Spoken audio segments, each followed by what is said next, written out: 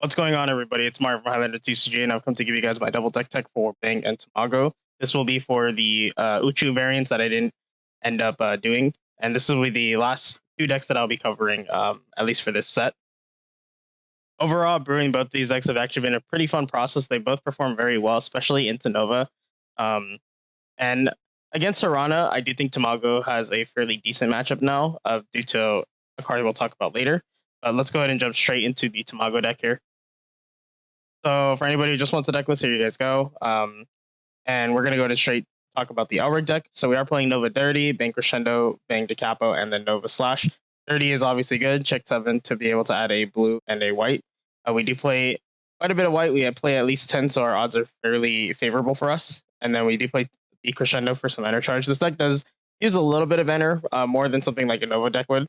And so it's a lot more warranted in this deck. We are playing the Bang De Capo. This is the best Bang to be using. I did try the one that gives Lancer just for a little bit more damage push, and ultimately I ended up just going back to the Capo. It did just work out more, especially in something like the Harana matchup. And then we are playing Nova Slash. Nova Slash is a little costly, but to be able to trash something is really good. And then sometimes the Pay 1 Plus can come up. Nova Choppers also, or Chopper and Supernova are fairly viable options, but I didn't have performed like very well when using them. And overall, just having the hard removal works a lot better into this deck because we don't have that much hard removal. As for the pieces, we are playing the Hoppinine, we are playing Great Reversal. This is fairly obvious. Hoppinine we're always going to play because we're a team deck. And then Great Reversal, because we're trying to deny our opponent enter, we are a pretty much a mono freeze deck. This just works really well into our game plan. If we had any other options for hard removal, I probably would take them, but with more access to on-play double freeze, it just makes this card a lot better. And yeah. So moving on into the non-life burst, we play 2 Spinning Harmony, 2 Snow Mew, 4 Triumph, 4 Zhao, 4 Primora, and then 4 Fenrir. So the 2 Spinning Harmony, this is basically our 6th copy of Random Drain. This being a pay 1 freeze, and if your opponent has 3 more frozen, your opponent has to discard 1 at random, and you also still get to draw a card. It's just, like I said, fundamentally acts as more Random Drains, which is really nice, and it plays well into our game plan of just freezing. We put 2 Snow Mew, so this freezes the center, and then at the end of your turn, if your opponent has 2 more frozen Signy, you can bottom deck one of them. This just gives us another form of like soft removal, I suppose you could say. More importantly, it does deny enter, which is once again in a lot of matchups we're trying to do. I think Nova's the only deck that we don't actively try to deny enter because we are making them cards. But this deck gets to a certain point against Nova where you're able to just overwhelm them with the discard effects, and they won't be able to keep their servants. So you're going to be able to get ahead of damage. For the 4 Triumph, this just helps with our color fixing. We need the green enter for the Capo, and we need the white for the technically the Nova Slash. You can mix these with like Procyon, but I did like this split because I do like to be able to resolve the Capo as much as possible. And personally, I didn't have that much problems with blue, but like I said, this is completely interchangeable with any other dual colors of your choice. For Zhao Yun, this is I would prefer this to be more freeze cards if it was possible, but this is just your crutch card against primarily no limit, and this deck does struggle against no limit because you don't have the damage push, but you can reach the point in the game where you're able to set up these really strong board states with like your 12Ks plus like Primora, or even in early game you can go like Primora double Zhao Yun, and it makes no limit a lot harder to push in like that. We have the 4 Primora here. This is the Prime level 2 that we received in the most recent set. This card is incredibly strong. At the end of your turn, or your opponent's turn, you get to freeze something. And then when it is vanished, you get to down and freeze a thing on your opponent's field. So it deters any type of removal. And if they mess up their attack order, you can definitely punish them like that.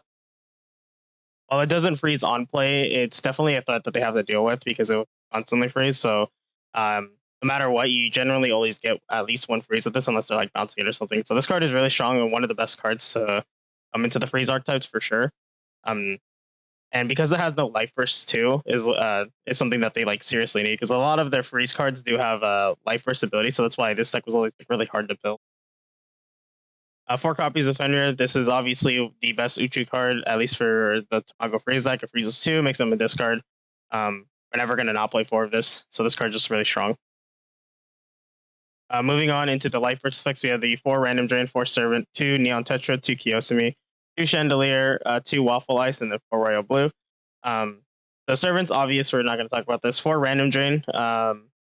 Once again, we are on Uchu, so we do get the full benefits of this. This can snipe out servants and maybe get us into free damage sometimes. And overall, it just helps us with the whole hand control idea and just making them discard all their cards, helping us reach that late game threshold where they're basically only on 2 cards each turn. 2 Neon Tetra. I wanted to find more space for this, but I do believe there's some other card slots that were more warranted. You can technically add more, but the on play freeze is perfectly fine. We just mainly play for the trigger, though. The trigger is really strong. Just be able to down and freeze something and draw a card. We do like that advantage. We do like the defensive options. 2 copies of Kiyosumi. So this card's kind of an all-star. I thought this card wasn't going to perform as well, but the 12k body, especially in the early game, is really important. And sometimes the switching can matter. You can switch in lanes to make it more favorable for you. And the trigger effect is also not too bad. But this was another slot in just for more green cards, and it ended up working out like really well. Next, we got the 2 copies of the Chandelier. Chandelier is really strong. I wasn't initially running 3, but I cut it down to 2 because not in every matchup is this card as strong. But seeing at least 1 copy of this per game can definitely be like a threat for majority of the game. The 13k stat line is really hard to remove. The spell taxing effect does come up a lot more, especially in this set because there's a lot more spells being used. And then just the enter denial effect to when it vanishes the signature trashes instead is just really strong. Just once again helps us with that whole game plan of denying enter and squeezing as much resources as we can. 2 Waffle Ice. So this card I wasn't too sure about when I first read it. After playing it, this card performs amazingly well. It's an on-play freeze too. And then when you vanish or when a frozen unit is removed from the field, you can put the top card of your deck under it. And then during both players' attack phase, you can choose to put one of those cards either into your enter or into your hand. This just gives us a way for more mid to late game card advantage, both through both enter and it gives us a tiny bit of selectivity with the cards that we get to see. But overall, this card has been very strong, and I think the biggest part of it is that it just is an on-play freeze 2, which is really important for this deck. The on-play freeze 2 lets us shave down a lot of the freeze cards because now we get to run 6. I definitely wouldn't disagree with running 3. I was running a 3-3 split of Royal Blue in this, but I'll talk about Royal Blue right now. So we are running the 4 copies of Royal Blue. It is has basically like an act ability. You choose when your opponent's frozen insignia, and it gets the ability they have to pay 2, otherwise it'll vanish itself at the start of the attack phase. More importantly is that trigger effect of when you trigger this, you get to freeze a Signy and your opponent's Elrig. This trigger will literally win you games more often than not. Being able to hit this at least once is super detrimental to a lot of decks. Like the only deck it doesn't really affect is Card Jockey. But even if they hit it after they use something like Punchline, they're definitely severely punished. And just hitting this against something like Harana or even Nova just sets them so far behind and gives you way more time. And that's why I decided to max out on this, because just having this in your life cloth and having the most consistent amount to be able to put in there is severely important as well.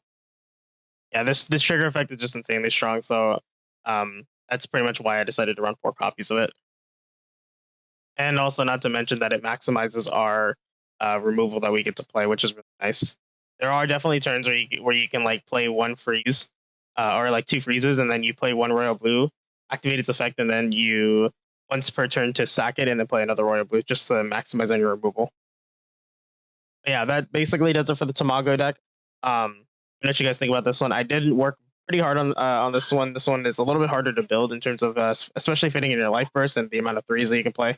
But yeah, let's go ahead and move straight into the Bang deck right here. So here we have the Bang list. After a lot of testing, this is where I came up with. And this deck is honestly a lot better than I was anticipating, especially against the Nova matchup. So basically what we're doing here is we're effectively a full green aggro deck.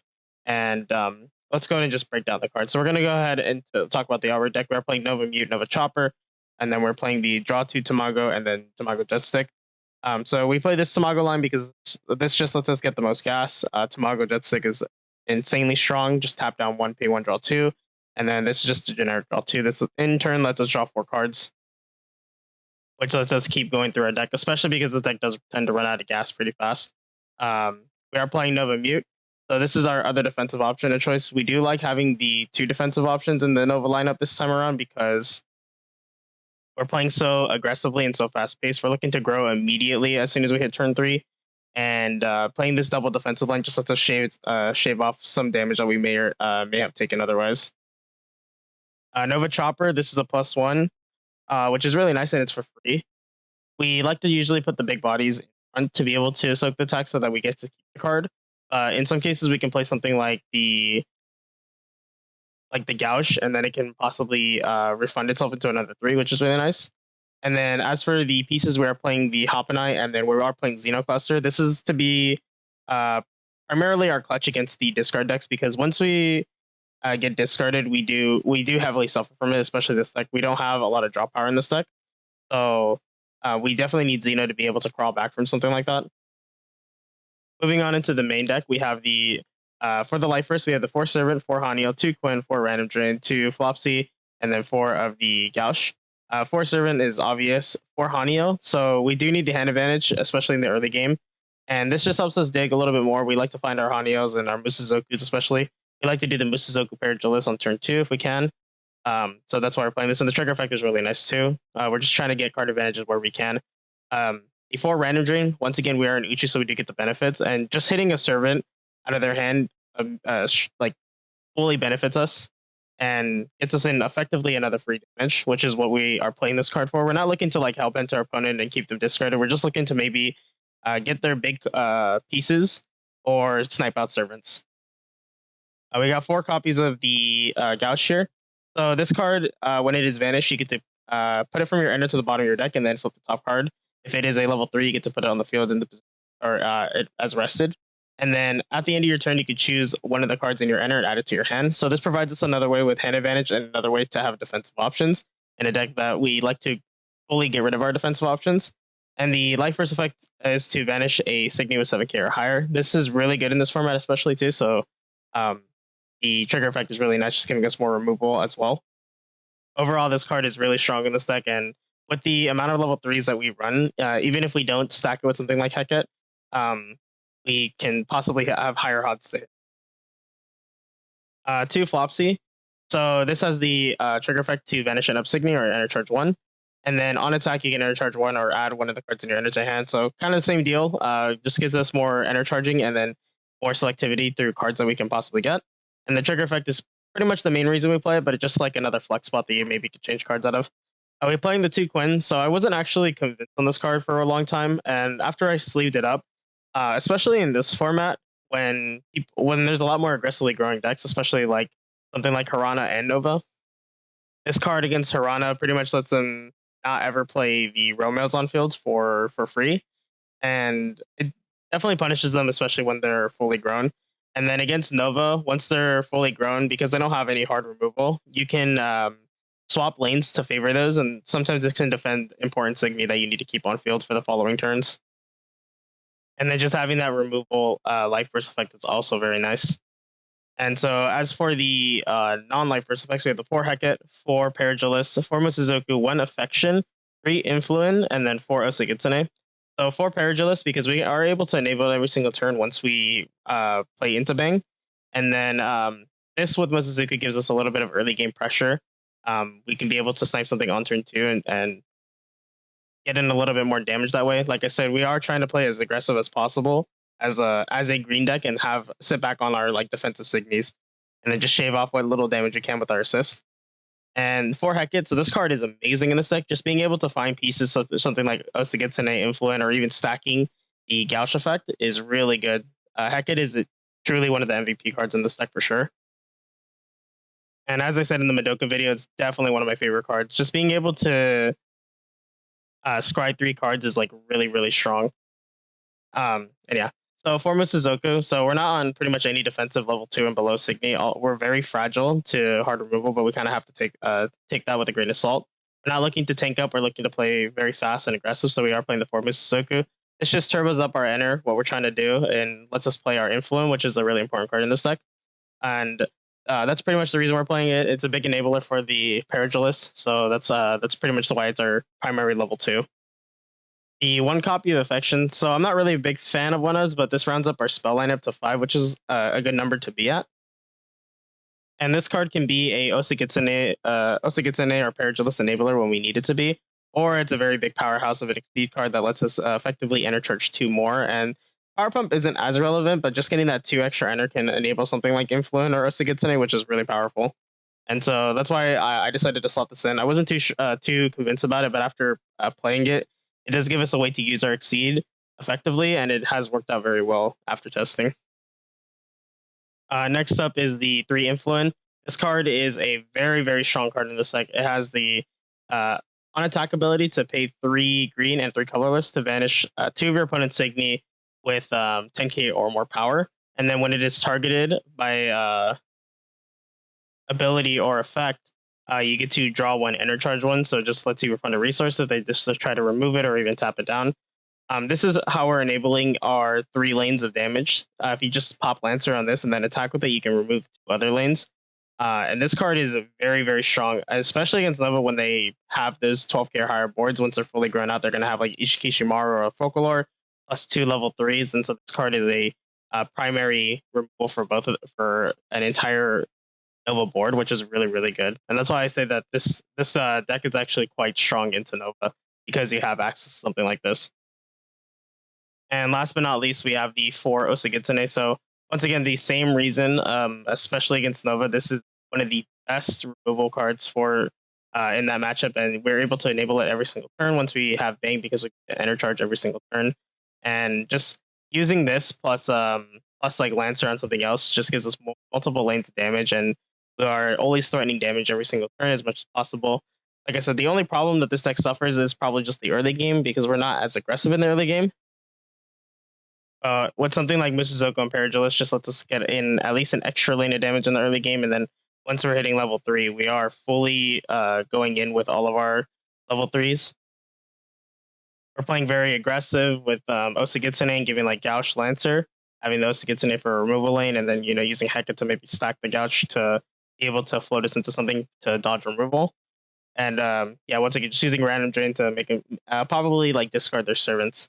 But overall, this deck has performed fairly well. I think it's not as good as Tamago, I would say, in this format, because it didn't get anything really new that benefits from it. The only new card that we're playing is technically Affection. But for the most part, I think it's only strong just because of how relevant Nova is. And if you run into that matchup a lot, you do. I wouldn't necessarily say you're fully favored, but you definitely do have a strong game into them because the Lancer is just really important, especially because they dodge something like Bang to Capo. So yeah, that pretty much wraps it up for the Bang deck. Usually I would have a segment where I would talk about more cards that you can play, but honestly, between both of these decks, there's not a lot of cards you can really add. For the Tamago deck, you can add some optional freeze cards, but they are just like on play freezes, and they maybe have like the freeze draw one life burst. You can increase the quantities of some of the freeze cards, but there's not like any like diversity builds for each of these lists. These lists are kind of like locked into what they're played. If you try to play like a green Tamago deck, you're just playing a worse Bang deck. And if you try to play like a more freeze-oriented Bang deck, you're just playing a worse Tamago deck. But other than that, for a deck that aggressively grows as soon as possible, just to be able to benefit itself, the playstyles have definitely gotten a lot more fun over time. I definitely enjoy it a lot more than I did initially, especially with more cards added. Tamago definitely got the best treatment out of the most recent set. Bang can possibly feel the same maybe in the next set, but in this set it definitely didn't get a lot of tools. It just happens to be the format that it's in is a lot more beneficial for it. But yeah, let me know what you guys think of both of these decks. I did, like I said, I had a lot of fun playing both of these. And yeah, I'll catch you guys in the next video.